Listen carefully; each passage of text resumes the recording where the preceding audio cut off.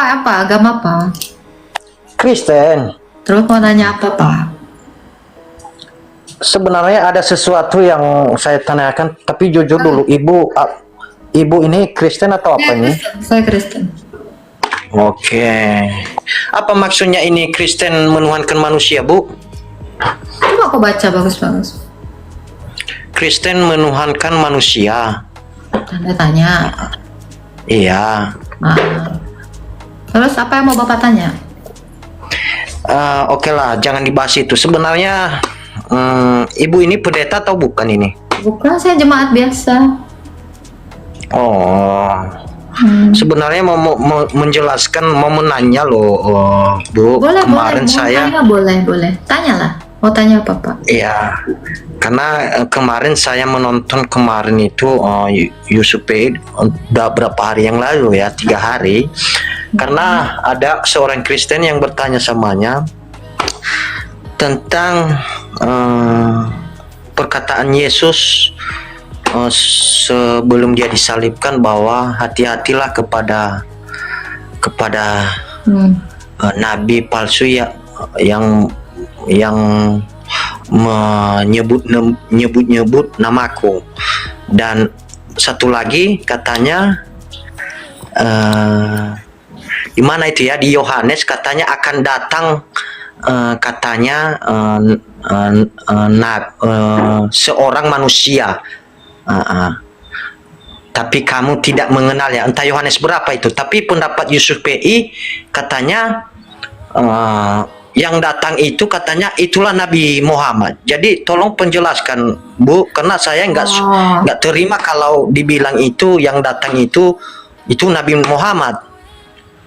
Jadi saya nggak terima itu, kok bisa pendapat Ustadz Yusuf itu katanya perkataan Yesus itulah yang datang itu, katanya itu Nabi Muhammad itu katanya itu. Gimana pendapat Ibu itu menurut, kalau Ayatnya di mana? Kalau nggak salah di Yohanes itu, kalau Ya, akan datang Yohanes seorang aku manusia. Yohanes Akan 14. datang. Mungkin disitulah itu ya Bu ya. Oh, ini yang jikalau seorang penghibur itu. Jikalau kamu ngasihi kamu akan menuruti perintahku, aku akan minta kepada Bapa, ia akan memberikan kepadamu seorang penolong yang lain, supaya dia menyertai kamu, yaitu Roh kebenaran. Bukan Bu, akan datang seorang manusia yang tidak kamu kenal. Di mana itu biasanya itu Bu? Ada itu di Yohanes itu. Kan dibaca kemarin itu Bu. Ini dengerin dulu. Kalau kamu mengasihi aku, kamu menuruti perintahku. Aku akan minta Bapakku dan ia akan memberikan kepadamu seorang penolong. Ini sebenarnya bukan seorang penolong, sang penolong yang lain, supaya dia menyertai kamu, yaitu Roh kebenaran. Dunia tidak dapat menerima dia sebab dunia tidak melihat dia dan tidak itu Bu. Ini Roh Kudus. Roh Kudus itu tidak bisa dilihat. Nabi mereka kan bisa dilihat. Berarti bukan Nabi Muhammad kan Bu? Gak ada nubuatan tentang nabi palsu ada. Oh iyalah Bu, karena saya juga bingung, karena dibilang kalau Nabi Muhammad itu pandangan, karena bertanya si Kristen ini kemarin samanya, katanya siapakah, memang udah dibilang perkataan Yesus ada seorang yang datang, katanya kamu tidak akan melihat dia. Jadi kata Yusuf PI katanya itulah Nabi Muhammad katanya. Tapi kata si Kristen Di itu sini gini Bang, kalau mereka memang berkerasin Nabi Muhammad, Roh kebenaran ini adalah Roh Kudus, dan Roh Kudus ini Allah. Apakah Muhammad adalah Allah? ya bukan. Nah itu. Oke. Ada lagi yang mau ditanya Bang? Oke, hanya itu aja tadi Bu penjelasannya. Tuhan memberkati. Iya, amin Bu. Ya, di sini kan Allah. Roh Kudus, Roh kebenaran itu adalah Allah. Jadi kalau ya yang paling yang akan kita manuver itu adalah kalau dia ini berkeras, ini adalah nabinya, nubuatan nabinya, berarti nabinya itu Allah. dikatakan ini akan menyertai rasul. Harusnya ada di abad 1 dong. Di sana dikatakan tidak dapat dilihat. Goib dong.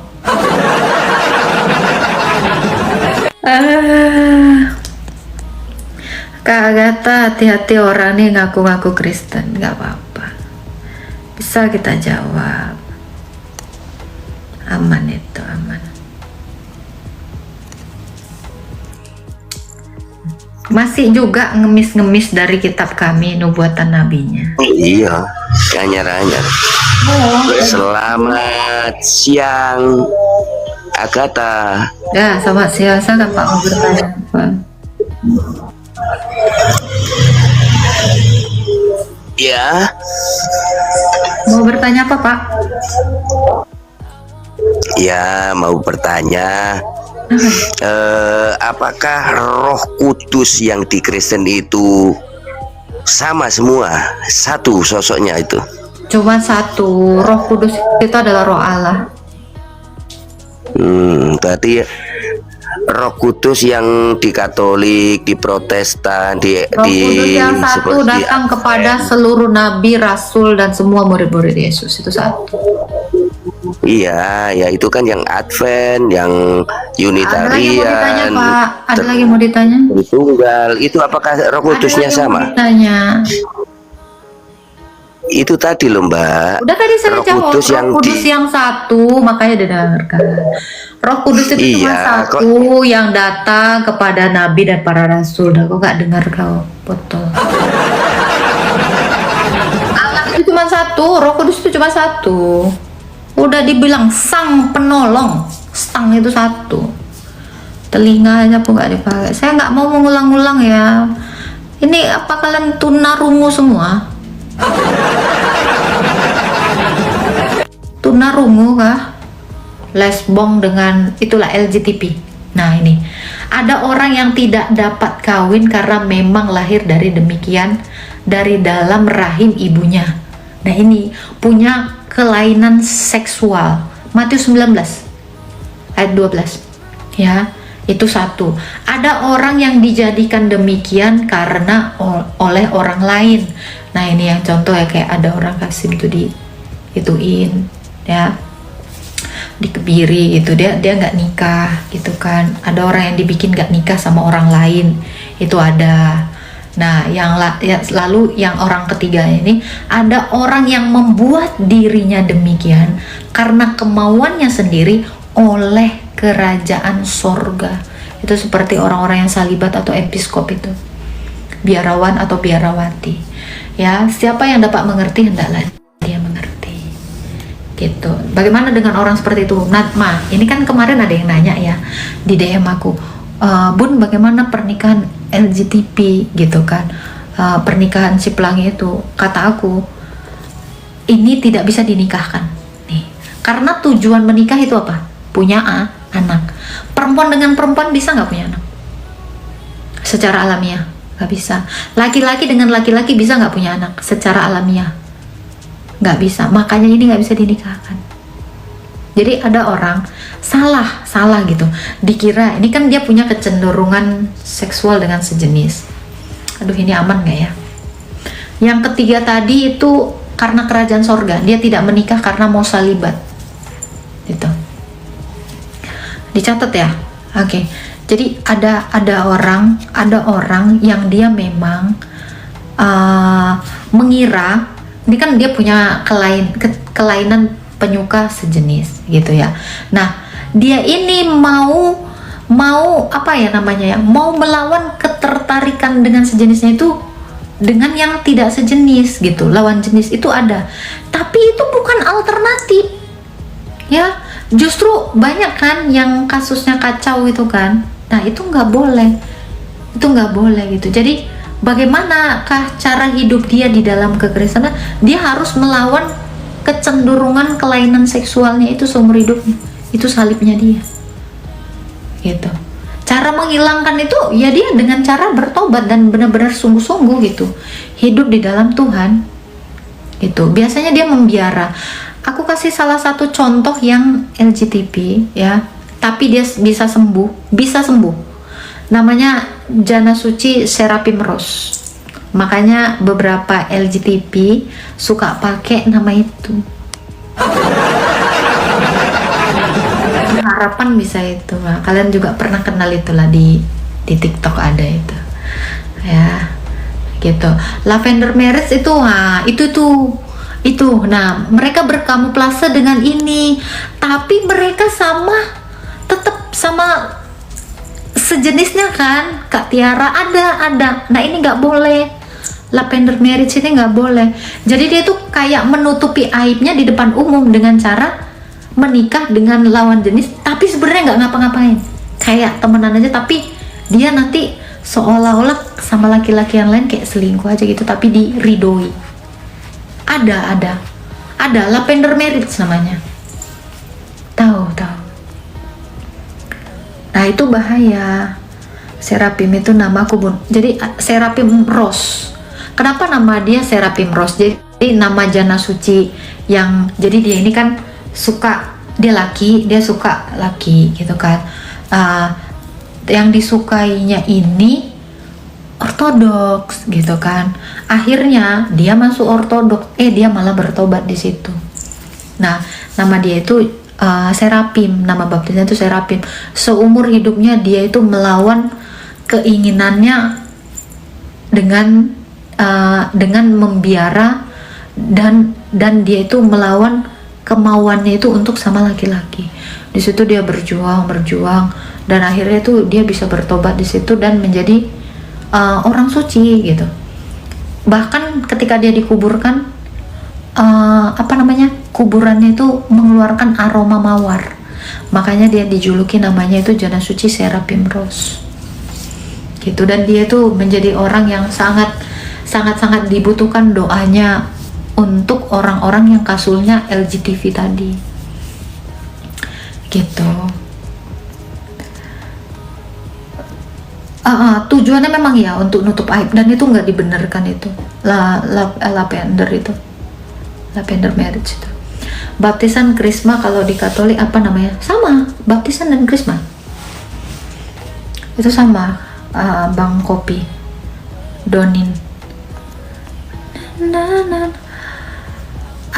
Apa pendapat kakak tentang sumut plotila? Nggak tahu aku sumut plotila apa. Nggak ngerti aku. Kalau suami istri memutuskan untuk child free, apakah berdosa, Bun? Dilihat dulu alasannya. Alasannya child free itu apa? Biasanya itu akan konsultasi kepada Romo. Tetapi secara kekristenan itu memang nggak boleh. Cuman kalau ada pertimbangannya, misal ada kelainan mental dari salah satu pasangannya, itu boleh gitu. Jadi dilihat dulu kasusnya apa alasan dia untuk memutuskan child free gitu, daripada nanti diterlantarkan ya, seperti itu. Biasanya itu akan dilakukan konseling dengan Romo gitu, Kak De. Memang ada orang lahir dari kelainan seksual itu, Bang? Adalah yang misalnya kayak gak usah ya, yang dia ke cewek-cewekan itu dia dari lahir, itu kelainan dari lahir, itu udah dari dalam perut orang tuanya itu. Jadi bukan karena ikutan nimbrung ketularan jadi, bukan, itu memang dari lahir itu dia punya kelainan seperti itu. Dan itu ada kan, betul kan, ada kecenderungan cenderung tertarik dengan sejenisnya, itu tuh ada. Oscar Lawalata ya, itu Oscar Lawalata ya, iya itu. Artinya bertentangan dengan ajaran Kristen? Enggak, itu ada. Apa yang mana, Kak? Kristen ya, Bun, untuk lavender? Iya, itu bertentangan, betul.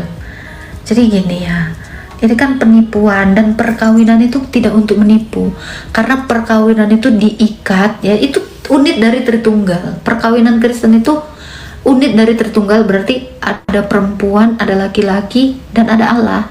Itu menyatukan tiga ini. Jadi perkawinan di dalam ortodoks itu bukan laki sama perempuan aja, tapi dinikahkan juga dengan Allah. Makanya nggak bisa kita sembarangan mengikat janji dengan Allah itu. Itulah makanya dikatakan perkawinan itu sakramen, bukan pemberkatan, sakramen. Gitu. Bun, kalau sakramen pengakuan dosa ke Romo atau berdoa sendiri kepada Tuhan Yesus. Sakramen pengakuan dosa itu kepada imam. Sama seperti sama seperti Daud yang mengaku dosanya kepada Nathan. Nah, Nathan mengatakan dosamu sudah diampuni, tetapi bukan aku yang mengampuni, melainkan Tuhan. Gitu. Jadi sakramen pengakuan dosa itu harus ada saksi.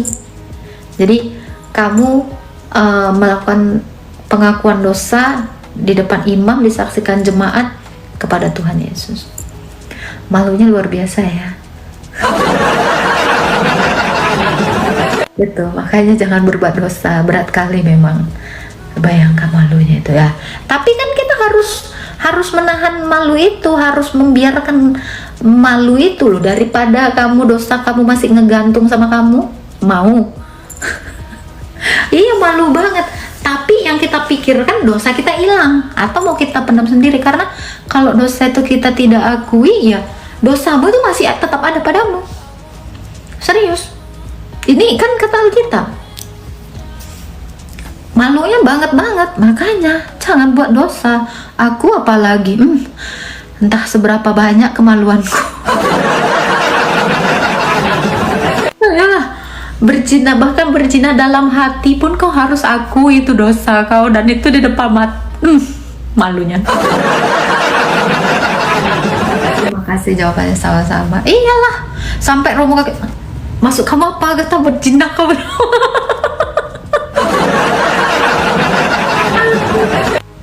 Misalnya aku PCX kan, Romo aku PCX, Tuhan kasihanilah, langsung itu misalnya kan. Itu langsung itu hapus dosanya. Ya kalau enggak nanti tetap ada sama kamu. Makanya kau jangan aneh-aneh kelakuan kau. Oh, curi uang mama kau ya kan. Nah, curi uang donasi lah ya, tilep uang donasi lah ya. Kau tuh memang orang ortodok, terus kau curi uang donasi orang, kau masuk ke kantong kau, nggak ngaku dosa, kau mampus lah kau seumur hidup. Harus ngaku dosa kau, makanya nggak boleh sembarangan di sini. Gitu. Itulah berat lah memang. Serempet bun, nggak ada loh. Iya, jadi apa aja gitu. Kau bohong pun kau akui itu semua. Aku marah-marah Romo di live. Sabar ya kata. Aku banyak-banyak sembahyang. Nanti aku dosa lagi, itu lagi dosanya. Apalagi lihat Pak santri, astaga Tuhan, kayak gitu juga ya kan, nggak ada lah kayak gitu. Aku jual sertifikat tanah diam-diam, bu, ngaku dosa kau, tak ngaku dosa aku itu ada tetap sama kau.